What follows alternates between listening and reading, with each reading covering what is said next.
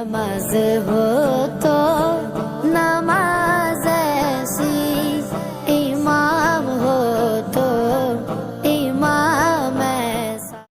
আসসালামু আলাইকুম রহমতুল্লাহি ওবারাকাতুহু। আমাদের শ্রদ্ধেয় হোস্ট আজকে যিনি, তাকে তো আসলে আমাদের এই প্রিয় মাতৃভূমিতে আমরা তো রাখতেই পারলাম না। আল্লাহ তাআলা আমাদেরকে এই সুযোগ দিয়েছেন। আবার আরেকবার অন্তরস্থল থেকে শুকরিয়া আদায় করছি, আলহামদুলিল্লাহ। আল্লাহ যেন স্থায়ীভাবে আমাদের প্রিয় মাতৃভূমির জন্য প্রথমত এই সময়টাকে নেয়ামত হিসেবে বর্ধিত করে দেন। আমার 95 বছর বয়সের মা বাড়িতে আছেন, খুব ভালো কথা বুঝতে পারেন না। এই ইউটিউব ওপেন করলেই বলেন যে আমার ওই ছেলে একটা আছে না, আজহারি ছেলের ওয়াজটা একটু দাও। ওরটা আমি ভালো বুঝি। আন্দোলনের উনি শপথের জনশক্তি এখনও তো বলে যে আমার ওই ছেলেটার ওয়াজটা আমি ভালো বুঝি। তো এই যে ভালো বুঝেন, তার মানে উনি খুব শিক্ষিত না, 5 পাস করা একজন মা আমার। কিন্তু এই 5 পাস করা একজন মানুষ তার কথাটা বোঝে, তার মানে হচ্ছে ইসলামটাকে আমরা যেভাবে জটিল করছি এটাকে সহজ করার সুযোগ তো আছে। শ্রদ্ধাভাজন হোস্ট, আমাদের প্রিয় মাতৃভূমি বাংলাদেশে গণ্ডি ছাড়িয়ে গোটা পৃথিবীর মানচিত্রেই শ্রদ্ধেয় ডক্টর মাওলানা মিজানুর রহমান আজহারি ভাইয়ের আজকের এই আমন্ত্রণে আমরা যারা এখানে এসছেন, আমরা প্রথমে আল্লাহ শুকরিয়া আদায় করি আলহামদুলিল্লাহ, যেরকম একটা বরকতপূর্ণ আয়োজনে আমাদেরকে আল্লাহ তাআলা শামিল হওয়ার তৌফিক দিয়েছেন। আমি দুটো ছোট কথা বলতে চাই, 2 মিনিটের কম সময় শেষ করতে পারলে আমার জন্য ভালো হবে। আমি যারাদের সাথে আমরা আজকে মিলিত হতে সুযোগ পেয়েছি, এটি বাংলাদেশের জন্য অত্যন্ত গৌরবের এবং অত্যন্ত মর্যাদার যে এরকম একটা সময় আমাদেরকে আল্লাহ তাআলা দয়া করে দান করেছেন। এখানে প্রায় সকলেই বলা যায় আমরা দীর্ঘ একটা সময় ভিন্ন রকম একটা পরিবেশে আমাদেরকে জীবন পার করতে হয়েছে। বিশেষ করে আমাদের শ্রদ্ধেয় হোস্ট আজকে যিনি, তাকে তো আসলে আমাদের এই প্রিয় মাতৃভূমিতে আমরা তো রাখতেই পারলাম না।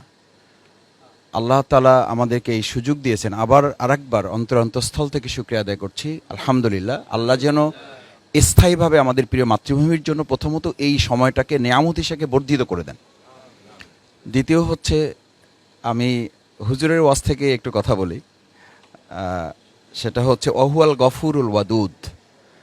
আসলে আমাদের প্রতি মানুষের এই ভালোবাসা, আমাদের এই বক্তব্য, আমাদের এই কারো লেখনী, এটির আলাদা কোনো কৃতিত্ব আছে বলে আমার কাছে মনে হয় নাই। এটা নিতান্তই আল্লাহ তাআলার দান তার বান্দার প্রতি।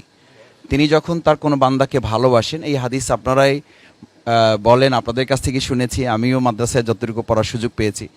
আল্লাহ তাআলা যখন কোনো বান্দাকে ভালোবাসেন তখন তিনি আরশে আজিমে এটাকে বলেন, এবং আরশে আজিমকে আসমানওয়ালাদেরকে বলেন এটা জমিনওয়ালাদের কাছে পৌঁছানোর জন্য।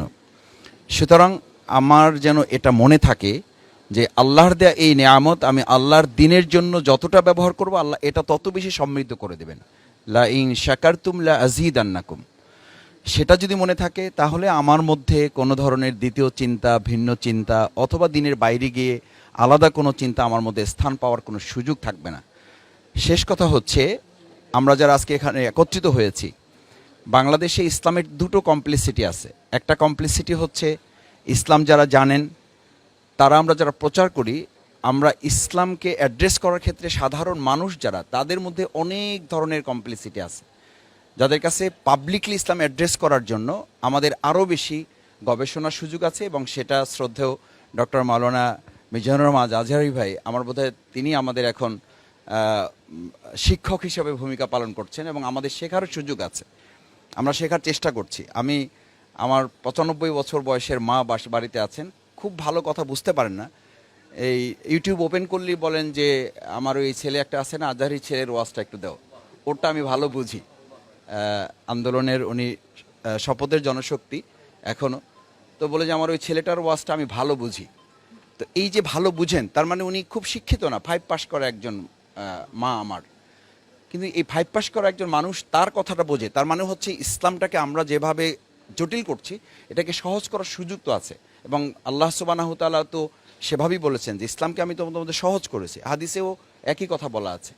তো এটা হচ্ছে আমার আবেদন আমাদের সকলের কাছে, যে আমরা সহজ করে সহজভাবে মানুষের কাছে এটাকে কিভাবে পৌঁছানো যায়। আল্লামা দেলোয়ার হোসেন সাঈদী রাহিমাহুল্লাহ, তার জন্য আমরা দোয়া করি আল্লাহ তাকে জান্নাতুল ফেরদৌস নসিব করুন। তিনিও এই ধারাটা তৈরি করে রেখে গেছেন, যার কারণে তিনি দল মতের ঊর্ধ্বে উঠে সবাই তার কথা শুনতে আসতেন। লাস্ট কথা হচ্ছে যে বাংলাদেশের এখনকার পার্সপেক্টিভটা আসলে হচ্ছে জেনারেশন টু জেনারেশন যে চেঞ্জ হচ্ছে, যেটা হুজুরের আমি শেষ কথায় এসে শুনতে পাচ্ছিলাম, জেনারেশনকে কভার করার জন্য আমাদের ইসলামাইজেশনটাকে মডার্ন টেকনোলজির সাথে যদি অ্যাডজাস্ট করার ক্ষেত্রে আমরা ইসলামকে আবার পিছনে ফেলে রাখি। আমি কোথাও কোথাও দেখি যে মাদ্রাসায় ব্যানার টানানো আছে, আমি আজকেও প্রেস ক্লাবে একটু আগে কথা বলে এসেছি যে ইসলাম ও আধুনিকতার সমন্বয়। এই ল্যাঙ্গুয়েজগুলোর সাথে আমরা কেন পরিচিত হচ্ছি? আসলে আমাদের বরং অ্যাড্রেস করতে হবে ইসলামই তো শুধু আধুনিক না, আল্ট্রা মডার্ন, এবং এটার আধুনিকতার ধারে কাছেও এখন এদেশের গোটা পৃথিবীর আধুনিকতা মানে ওই দরজায় পাই রাখতে পারে নাই। তা আমরা এটা কেন বলছি? অথচ এইটাই কিন্তু মাদ্রাসায় আমরা শিখে আসছি, আমাদেরকে শেখানো হয়েছে। এখন ভালো ভালো মাদ্রাসা যারা তৈরি করছে যে আমরা বিজ্ঞান এবং ইসলাম শিখাচ্ছি, এটাও কিন্তু বলা হচ্ছে, অথচ ইসলাম হচ্ছে সবচেয়ে বড় বিজ্ঞান। তো সেই জায়গাটা আমরা যদি অ্যাড্রেস করতে পারি এই জেনারেশনের কাছে, 2024 সালের 5ই আগস্ট আমার কাছে মনে হয়েছে বাংলাদেশ ইসলামের জন্য প্রস্তুত এবং আল্লাহ তাআলা এটাকে কবুল করেছেন। এখন এই প্রেক্ষাপটটাকে চাষ করে যেন ফসলটা আমরা তুলে নিতে পারি, সেই দায়িত্ব আমার সামনে যারা আছেন, আমার শ্রদ্ধেয় শিক্ষক উস্তাদ তুল্য, আমি অনুরোধ করব আমাদের সন্তানদের, আমাদের শিক্ষার্থীদের অর্জিত এই বাংলাদেশ আল্লাহ তাআলা দয়া করে দান করেছেন, ইসলামের জন্য উন্মুক্ত করেছেন, এটাকে এখন ফসল তুলে যেন আমরা ঘরে ঘরে পৌঁছে দিতে পারি, সেই প্রত্যাশা ব্যক্ত করে আমার কথা শেষ করছি। আসসালামু আলাইকুম রহমতুল্লাহ।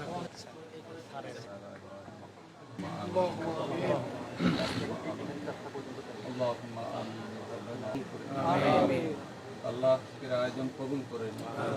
আমরা যে মহব্বত ভালোবাসা নিয়ে এসেছি আল্লাহ